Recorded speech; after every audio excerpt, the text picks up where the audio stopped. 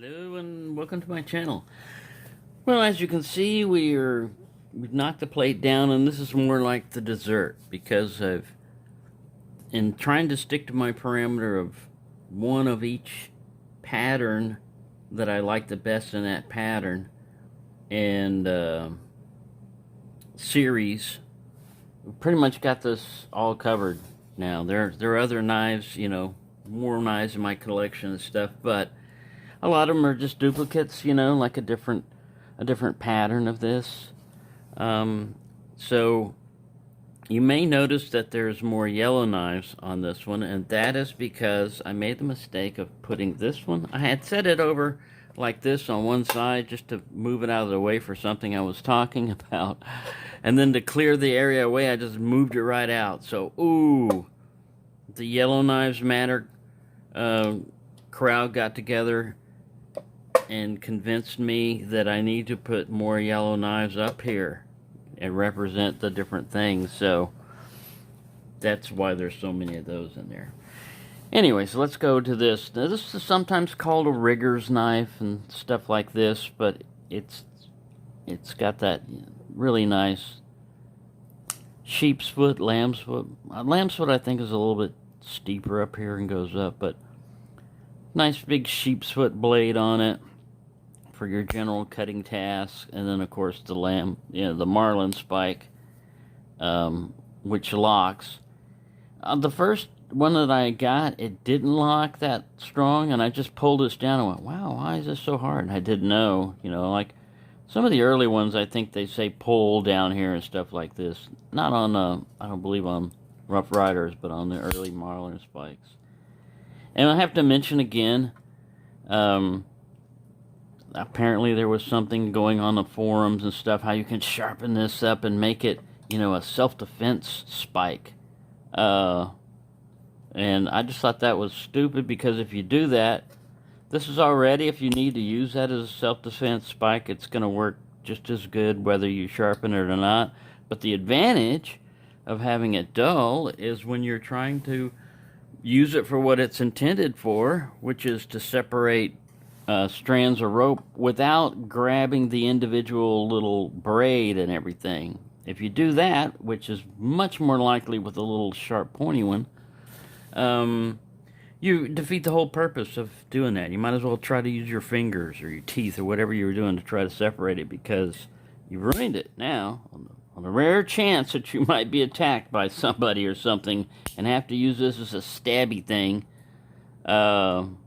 you screwed up a knife. So don't do that, is all I'm just trying to say. So that's one. I like this one because it's got the little anchor on it. The smooth bone one, of course, doesn't have anything on it, but the little anchor is kind of cool for that. So we got that one. All right, this is a more modern version of, a more updated version of this one. It's not just with the red color. I think I talked to Andy the last time. He was commenting or something on a video I did, and he said, or a comment I made where somebody was talking about this and said that they bought the black one, but they don't feel a need to buy the red one, and because it's the same knife. And I was saying, no, actually it's a little bit different. This one, the pull is much stronger on it, and even though it's supposed to be the same, when I measured them, the blade's thickness was slightly bigger on this, but it has a stronger pull on it, which gives it a, just a better action to it. And this one I need to sharpen some more, because I sharpened it a little bit, but I can see there's a roll. There's like a burr on this side a little bit. But, yeah, it's just a good all-around sway back type of type of knife. Fits a hand real well, like this, or like this. Either way you want to use your hand fits right in there, and it's not too big, not too heavy, and it just feels great. Nice kind of like saber, like a flat ground that then goes up to the edge up there. It's just a great skinning knife.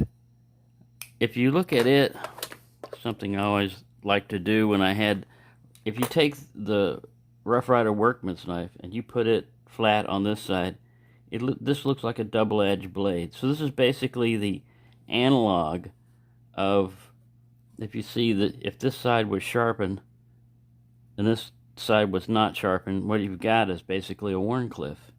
And I mean, this one does have a little upsweep at the very end there, separates it, but that's another one I like. All right, we're gonna get to you yellow knives, and we're gonna save you guys for last. All right, this is a whittler, but it's a huge whittler. I mean, it's got like a really long clip blade on it that you can do, you know, like some serious whittling with, or just use it as a regular thing. But instead of having a spay blade and a sheep's foot, it's got this nice long pin blade here that could be used for whittling, I guess. I'm not an expert on whittling. And then you've got a spay blade. So they basically eliminate the sheep's foot on this. And this is one of those split back whittlers that it's done pretty well. Nothing sticking up. You're going to have, you know, unless you want to continue and make this a really fine sliver of brass, you're going to have that gap in there a lot of times. But this one's put together well. It's got the nice Rough Ryder horseshoe shield on it and a double stripe on its little sleeve board effect. You know, I think they call this one a sleeve board whittler. And that's from old ironing boards and stuff. They would have one that where you stick the sleeve up on and you iron that, and it would fit there. So that's that one. All right, this one is basically a medium toothpick, but it's lockback, and they call this one the French tickler. Now, I used to carry this one a lot, but what has taken its place is a GC number 12. It doesn't lock in place, but it's basically the same size. This one is just a little bit more California slim type of blade and everything, but yeah, they're basically the same size. It's a medium toothpick size. I find the medium toothpick size to be my favorite size of a toothpick for carry, because it does everything I need. It fits my hand perfectly well, and you don't have a little dinky blade. You've got a long enough blade, but it's not super long. It's not super crazy long. So that's why I like this one. And the difference is it has a little bit more design features to it. It's got, this is a copper or something. Copper bolsters, I believe, or brass or whatever. It might be brass. But normally they're nickel silver, so it just kind of stands out a little bit more. It's kind of a cool knife. All right. Now we got to get to the ones that... This is a pattern that I've only seen in Rough Ryder, and maybe other ones have made them. I know there are other types that have a different, you know, that have used this locking mechanism. But of this weird, kind of like Spyderco-ish type of shape, and the hole in it and everything, just really sets this off. I've got one other one, but I like this one because it's yellow. And recently I have been acquiring more. I don't know if this is actually Darlin, because Darlin is a brand name, and it's a specific type of plastic and stuff. Started off in like the 50s. Just like micarta is actually a brand name of a type of way of laminating it, you know, and everything. But it's just like things like Kleenex or Q-tips. Those are things that are basically, one's a tissue and the other one's an ear swab or something, you know, but their name is so ubiquitous that it's become like, is what you call that thing. Anyway, I like this one because it took me a while to get these type, not this one, but the first one. It took me a while to find this one. Another knife that I had seen on Knife Detector's, one of his videos. And it's just a great little knife, man. It's got this little saber grind. I think it's a little bit hollow. I don't have my... If it is, it's just a slight hollow grind. It's not super hollow. And, yeah, it's got this nice blade. And the way you release it is you push on this. Now, I've looked at this before, and you can see what it is. Let's see if we can get in there. See that little tab? That little tab right there pushes on this back spring. So when you push on down on this, it lifts up on this. Let me see if I can get it where you can see it. See it lifting up on this back spring. You're pushing on this knife, on this side, but it pushes on that one. That's just interesting. You know, I mean, that's one of the main reasons why I got this, is just to see how these things work. And because it's a unique design, and you can kind of one-hand it, you know. You got to get assistance from your other fingers, and it's kind of stiff and everything. I mean, but it works. And then the release, you just got to remember, get back here to lever it, because if you push up here, it's harder to disconnect. But it's just a cool little knife. I don't know how many patterns they made this in. I mean, not patterns, but how many series they made it in. I know I've got 2 of them. I believe there's 1 or 2 more out there that I'll probably never see, except for on Thief Bay. Alright, so that's one yellow out of the way. Alright, what is this one? Well, this is basically like a sow-bellied trapper, but they call it a dog leg. And this dog's got a broken femur or something there. But it has the, a sheep's foot, spay blade, and a blade. And it's a little bit smaller. I mean, it still, get 4 fingers on it and everything, but it's just a little bit smaller one. And I had to include that because I don't have any other dog leg Stockmans. So I had to put that one in there, and it's yellow. So you know why we're doing this. All right. The I think they call this one the sleeve board whittler. Case calls it the seahorse. They have one a seahorse. So we have this nice little short Warncliffe here. Then we got a pin blade, thin blade there. This one's in the classic carbon series. And then we've got another pin blade. I think they're both the same. Yeah, they both got the little swedge on them.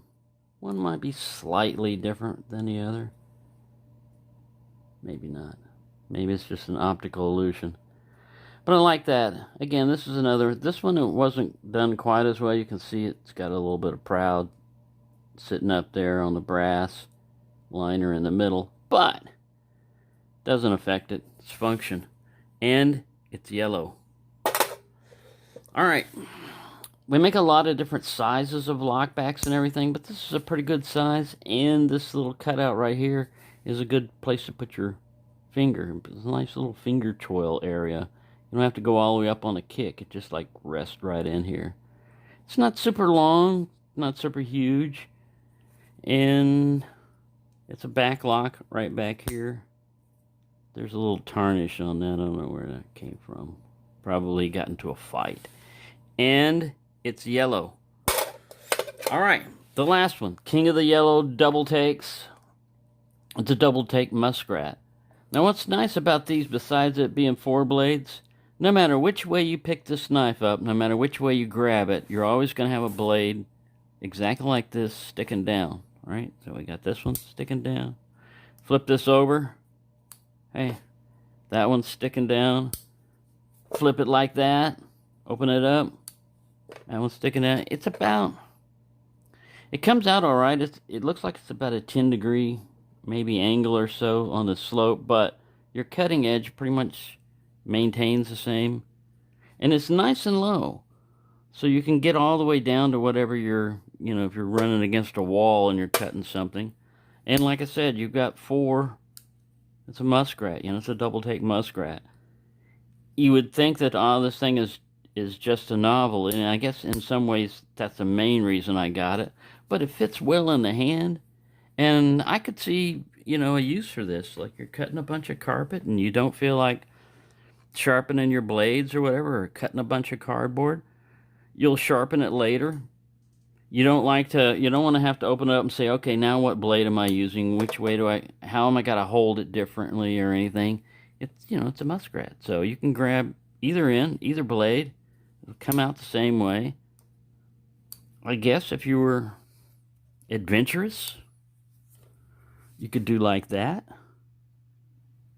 I don't know what you would need that for, but if you ever had that need, this thing would be pretty wicked like that. Against cardboard or whatever's attacking you.